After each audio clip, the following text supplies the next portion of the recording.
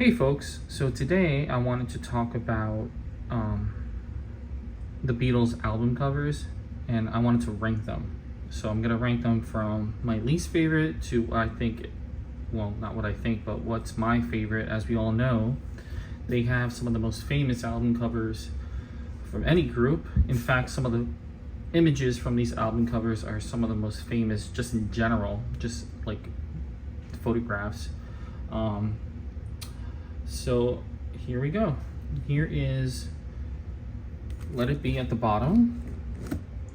Now, the issue I have with this album cover is that they're 4 individual pictures. Now, there are other Beatle album covers where you don't see them together or they're individual pictures, but the reason why these are individual is that there was no way in hell in 1970 you were gonna get all 4 Beatles to be in a picture together. So just like the story behind why they had to do it this way, like, kind of bums me out.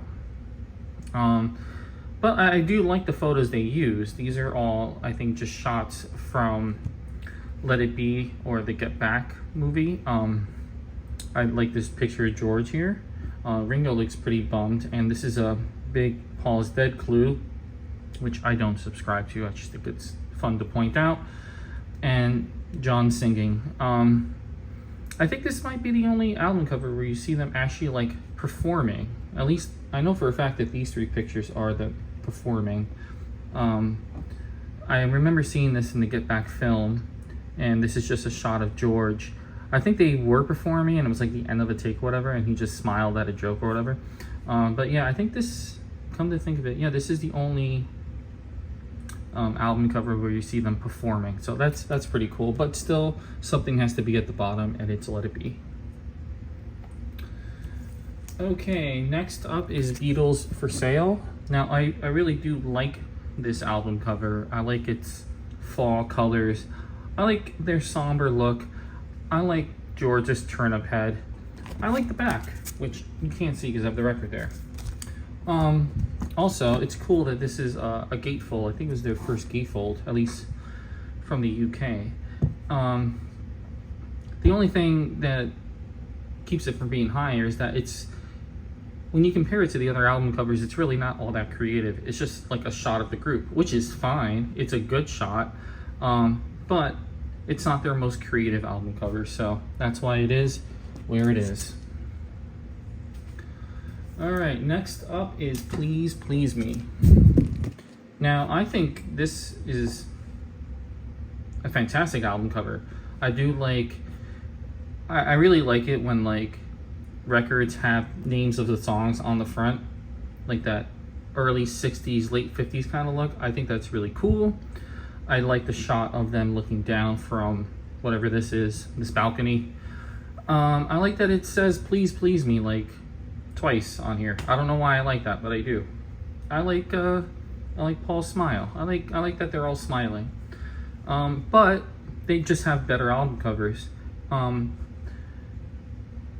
do like that that they used an alternate image of this for the Red and Blue album. I think that's really cool. I'm not including the Red and Blue album on this. This is just like the core catalog. But they just have more creative album covers, so that's why it's where it is. Next up is Help. Now, I like this album cover because they're doing, I think what this is called, like Sephirmore or whatever. So they're actually supposed to be spelling something, but they're not spelling help. I forgot what it is. And just for that sole reason, I think that's funny that it's called Help. They were trying to do help. It didn't look good on the album cover, and they just did whatever. But I think it turned out pretty cool looking. And I like that George kind of looks like Willy Wonka here. That's kind of neat. I always wondered why Paul's the only one not wearing a hat. Is that a clue? The American one does have a bit more going on. I think it's a little flashy. But yeah, I think this is a really cool album cover. So let's keep going. Next up is Magical Mystery Tour. So again, this has what I really like when, you know, album covers have the names of the songs on the cover itself. I like their costumes. I like all the color. I think that's fantastic. I like the poses, like John doing his walrus thing, even though he's not the walrus, but we all know that he is. I love the book that comes with it, which really isn't part of the album cover, but you know, it's part of the package, and I think that's cool. Just a bit over the top, like they went way too psychedelic.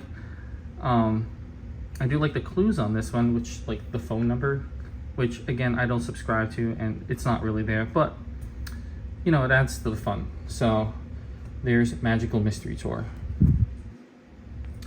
Okay, let's see, what do I have next? This is where they really start to get like really good. Like these are all like 10 out of 10 album covers. Here is a Rubber Soul.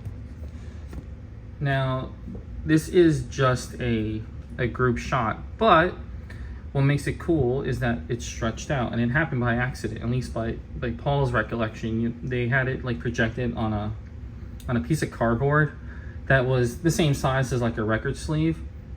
And what he said is that you know, just when they finished picking out, you know, a shot that they all liked, the projector or the sleeve, I think it was the mock sleeve, slid down just slightly, and it elongated their faces, and they were like, oh shit, let's do it like that. Rubber Soul makes sense. So yeah, it fits with the name of the record, which is pretty cool. I do like how Rubber Soul is written here. I think that looks really cool. They all have very, very moppy toppy hair. John's jacket is very cool, and I always found it kind of odd that John's the only one looking at the camera in this one. But yeah, very cool album cover, one of the best. All right, next up is Hard Day's Night. Now this image here is one of the images that most people who you could have never heard a Beatles song, and you probably would have seen this. It's been parodied a lot. I think there was a movie where the movie poster was just like this. I forgot. I think I had John Cusack in it or something. But this really kind of is a great example of what the Beatles look like at like the height of Beatlemania. I like all the fun poses here. I like the back of George's head. And you know, for a long time, when I was younger and I had just the CDs, I always thought that this shine on the back of his head was like something worn out on my CD, but it's the shine. Yeah, I think it's pretty cool. There's, even though it's a picture, because of all the different poses, there's a bit of motion in it, which I think is neat. And yeah, great album cover. Next up is the White Album. Now, obviously there isn't a lot going on here.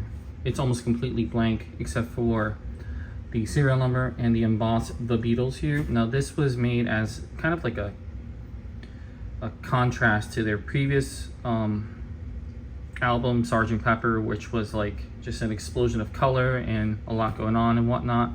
This is obviously a lot simpler, to kind of like reflect that they were going to make a bit simpler music, back to like their rock and roll roots. Not so much as like Get Back, but yeah, they did kind of go back to like regular rock and roll with this album. And one thing that kind of has this as high as it does isn't just the album cover, and I know it's kind of like cheating, but it's my list, so I can do whatever I want. But like the overall package is probably the best of any of the Beatle records.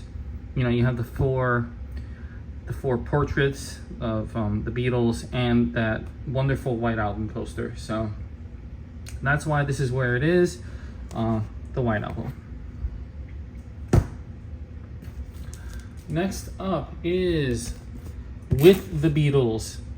Now, just like A Hard Day's Night and some other album covers you're going to be seeing, this is an image you've probably seen even if you've never heard of a Beatles song in your life. This is an album cover that's been copied quite a bit. If you look at something like Fuji's The Score, it's pretty much the same idea, just headshots on a black background. Very simple, but very, very effective. It's this is a very playful and upbeat album, but this picture here kind of shows that the Beatles were a bit more artistic than they let on. In fact, this was kind of based off of what's her name's pictures that she took in Hamburg. Klaus Forman's friend who was dating Stewart. Why can't I remember her name? I'm getting old, man. But it was this is kind of like based off of photos that she took of them, and it's fantastic. So yeah, that's why it's where it is. Next up is Revolver. This could have been number one if I didn't like take into account like how famous the album cover is. This probably would have been number one, but I think the other two that are left are a lot more iconic. But this is just like a work of art. This was done by Klaus Forman. Obviously there's a drawing, there's a collage of the Beatles from pretty much like their whole career up until that point. And I heard, oh, here's Klaus Forman right here. I heard that when Brian Epstein first saw this, he was so taken aback by how beautiful it was that he started crying. One fun fact is that Klaus Forman had a real hard time with George's lips for some reason. So he actually used his real lips here, which is why he looks a bit different than the other Beatles here. But yeah, this is obviously one of the best album covers of all time. Super iconic, but not as iconic as the ones that are coming up. And for some reason, this here always made me think of them as hobbits, which they were gonna be in Lord of the Rings. I don't know if anyone knows that, but there was plans to make a Lord of the Rings movie where I think Ringo was supposed to be Frodo, and then Paul was Sam, John was Gollum. I forgot who George was supposed to be. I think George was supposed to be Gandalf. But yeah, this always made me think of hobbits for some reason. Anyway, that's where Revolver is. Next up is, and once I show this, you'll know what's number one. But we got Sgt Pepper's Lonely Hearts Club Band. Now, this is obviously one of the most iconic pictures ever taken, let alone album covers. You got the four Beatles in the middle there, the very iconic Sgt Pepper drum, Beatles written out in flowers. There's a bunch of Paul is Dead clues in here, which again I do not subscribe to, but still fun to talk about. We got a whole audience here. This was supposed to be like an audience, like the people you're hearing in the record who are clapping and cheering are supposed to be these people back here. Some obviously pretty famous people. There's Edgar Allan Poe, Marilyn Monroe, Bob Dylan, the other Beatles as they were younger. We got Stuart Sutcliffe right there. Not apparently, but they wanted, well, this is John specifically, wanted Jesus and Hitler on here, but for obvious reasons, they didn't make it on there. But yeah, one of the most iconic pictures ever taken, and yeah, Sgt. Pepper. Next up is, you probably figured out by process of elimination, is Abbey Road.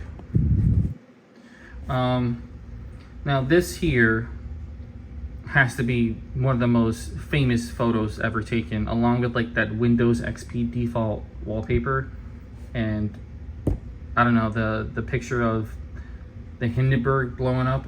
This is one of the pictures of like humankind. It's been copied and parodied so many times. People to this day try to recreate this. In London, I've heard people have gotten hit by cars, which is not funny, but funny at the same time. Also, there's a lot of Paul is Dead clues. Actually, this is the album cover that kind of started the whole thing. But yeah, fantastic album cover. So simple too. It's just them walking across the street, and yet it was like instantly iconic. So yeah, number one, Beatles album cover, and probably the best album cover of any band ever, is the Beatles' Abbey Road. And that's it. If I didn't include Yellow Submarine. If I would have included it, I would have probably put it toward the bottom, and I would have put like the Red and Blue album probably like somewhere in the middle. But yeah, that's it. It's only about another month and change until the Revolver box set comes out, so I'm definitely gonna make a video about that. I'm like super stoked on that. I'm more stoked on that box set than any of the other previous box sets. And yeah, that's it for now. Thanks for watching.